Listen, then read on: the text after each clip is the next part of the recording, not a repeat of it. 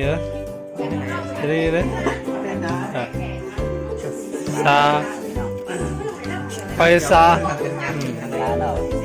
ซาไปซาผ้าทลายโจรลองกินมันหมดค่ะกินมันหมดเลย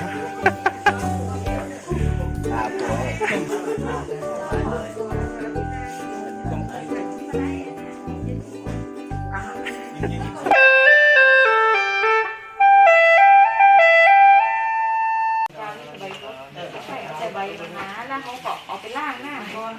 ล้างหน้าเสร็จมาแล้วประมาณ2 ชั่วโมงช่วงเวลาที่ตาเขาก็เอาไปพริกมัน2-3 นาทีประมาณแบบให้มันหายชื้นเนี่ยเจ้าหลังจากนั้นคือเขาจะเอาใบซดเนี่ยไปต้มกินแบบกรอบๆเลยแต่ถ้าแห้งแบบนี้แล้วเราสามารถเอามาใส่ในถุงนี้ได้เจ้าแล้วก็เขาเก็บไปกินถ้าบางคนกินยากบางคนก็จะเพิ่มอันนี้ไปตัวก็คือใบเตยเจ้าแล้วตัวนี้จะเป็นย่าหวาน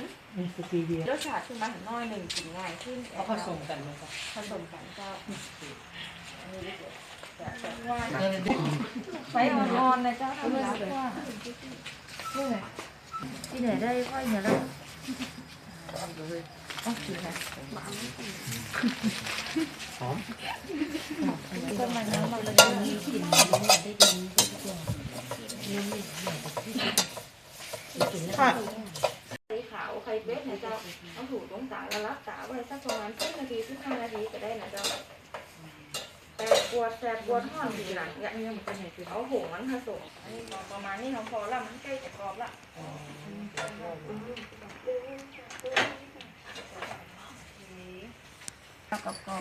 อันเนี้ยเดี๋ยวจะสาธิต2 แบบก็คือว่าอันเนี้ยแบบคั่วสดกับแบบตากแห้งแบบกรอบแต่แหมมันกรอบๆนี่ที่เขาจะผสมกับตัวนี้อันนี้คือไว้กินง่ายเวลาเขาใส่ก็คือใส่แก้วน้ำร้อนไปเลยอันเนี้ยจะ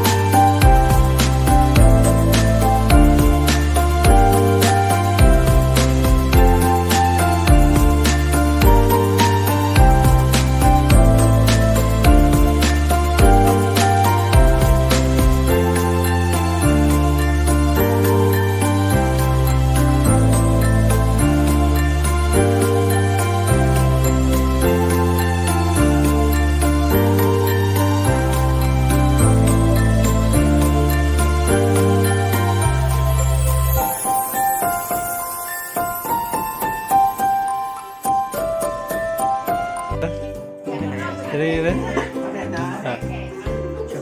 ซาไปซาซาไปซาผ้าทลายโจรลองกินมันหมดค่ะกินมันหมดเลย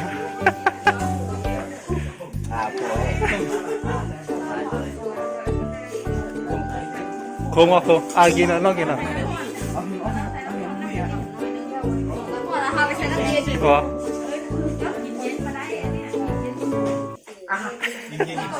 เ